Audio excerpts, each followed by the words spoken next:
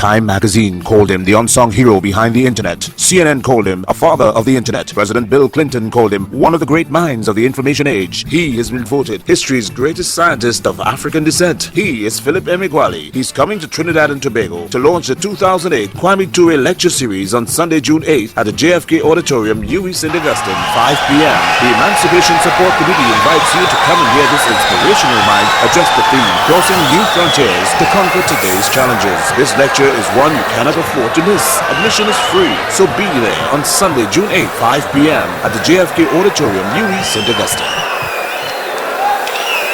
In the 1980s, I was the sole full-time supercomputer programmer of the first and the only ensemble of 65,536 commodity processors that I called a primordial internet. I visualized my new internet as my global network of 65,536 processors that were identical to each other and that were equal distances afar and apart from each other.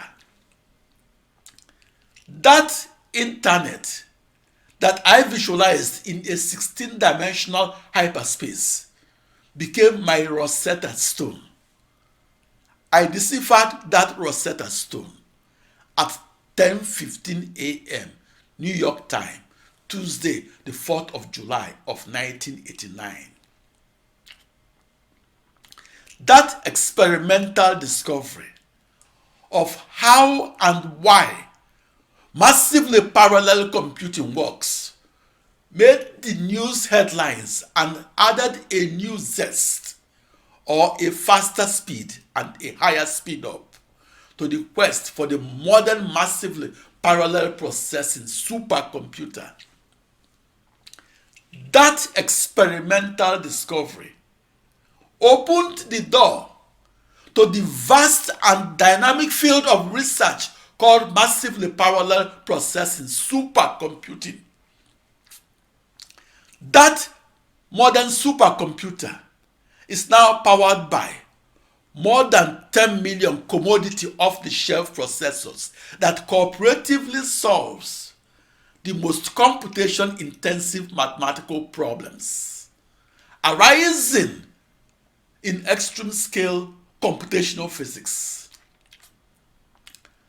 I stopped the full-time programming of the most massively parallel processing supercomputers in 1989. I stopped supercomputing and doing so in parallel in 1989.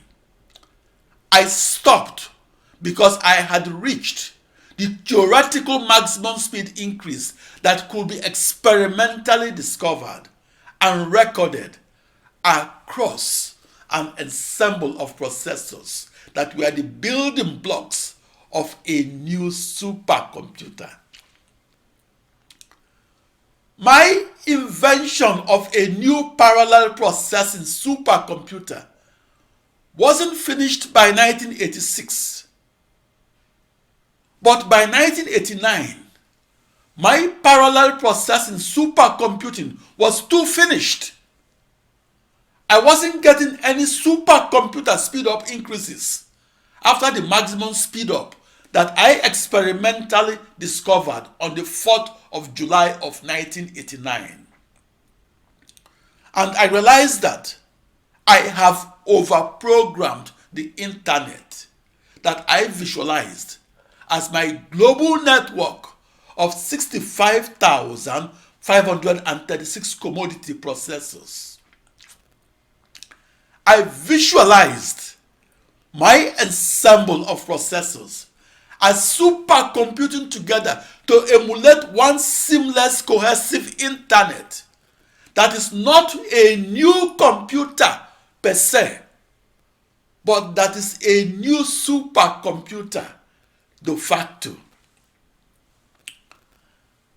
As a research supercomputer scientist, my focus was on answering the big, unanswerable questions of the 1970s and 80s, and in particular, to answer the grand challenge question of massively parallel processing supercomputing.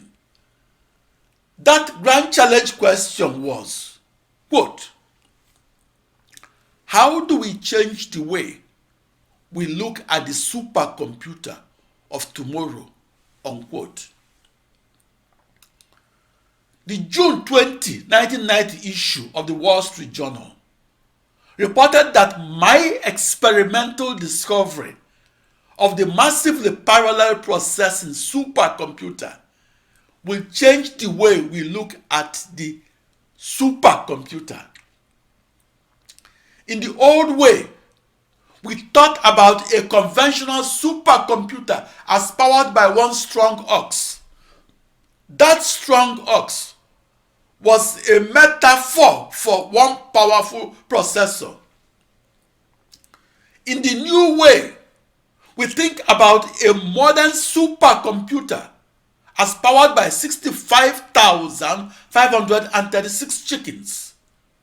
Those chickens were my metaphors for 65,536 processors.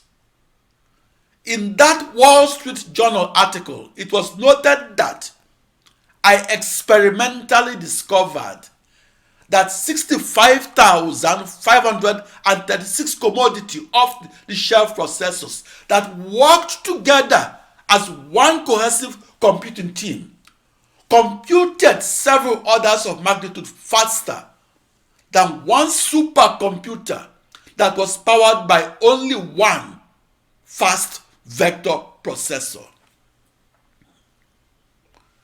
In the 1980s, I was the strongest proponent for the chickens or for the modern massively parallel processing supercomputer. Seymour Cray, who made his name in the 1980s as the strongest proponent for conventional vector processing supercomputers, was the strongest opponent of the modern massively parallel processing supercomputer.